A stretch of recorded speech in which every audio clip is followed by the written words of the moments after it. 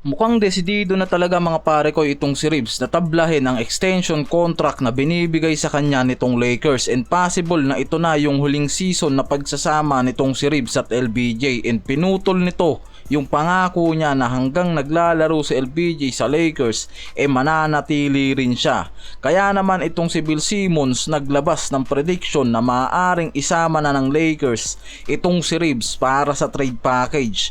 Yan yung pwedeng maging movement ngayon ng Lakers kaysa nga raw masayang at maging unrestricted player ito para sa next season. Yan yung nakikitang magiging hakbang ngayon ng Lakers. Ayon na rin mismo dito kay Shams mga pare koy na open-minded na nga raw itong si Giannis sa posibilidad ng pag-alis nito sa Milwaukee Bucks sa parating na off-season. Dito muna tayo kay Reeves. Na-report kasi nung nakaraan mga pare koy na willing talaga ang Lakers na bigyan siya ng 4 years extension contracts na nagkakahalaga ng 89 million sa parating na off-season, na masyadong mababa nga raw talaga para sa isang third option player mga pare koy, na isa sa dahilan kung bakit nakikita na pwedeng tanggihan yan ni Reeves.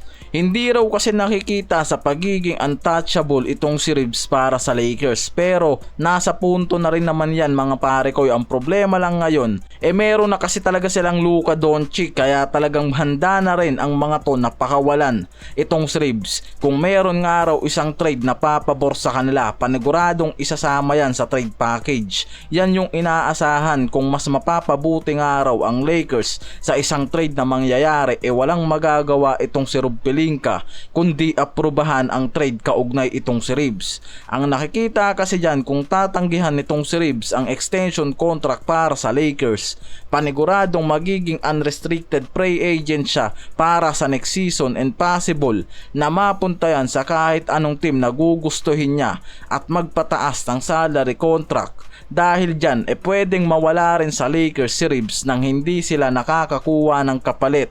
Yan yung possible nga raw na mangyari kung tatablahin nitong si Reeves ang Lakers sa extension contract na binibigay ng mga yan. Sa kabilang dulo, may nilabas naman na report mismo itong si Shams sa ESPN na itong si Giannis open-minded na nga raw sa possible na pag-alis niya sa team ng Milwaukee Bucks mga pare koy, and possible na magiging open na yan sa trade talks. Kaya naman sa pagpasok ng off-season yan yung inaasahan na mangyayari para sa future nitong si Giannis. Yan yung isa rin sa inaabangan mga pare ko na potential na panibagong blockbuster trade na mangyayari sa off-season na parating.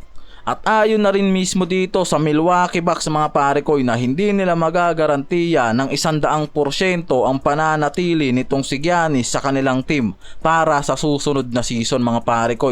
Yan mismo yung report na galing dito kay Shams na mas lalong nagpatindi pa ng ingay ngayon para sa trade nitong si Giannis na mangyayari. Hindi mo rin kasi talaga maiiwasan na hindi pag-usapan even na hindi pa nagtatapos ang season ngayon, dahil talagang isa sa pinakamainit ngayon na report sa trade off season ang pangalan nitong si Giannis, lalo na yung team na pwedeng paglandingan yan. Ang Lakers din mga pare ko yung isa sa pinakamatunog na team na pwedeng bagsakan nitong si Giannis para sa off-season trade.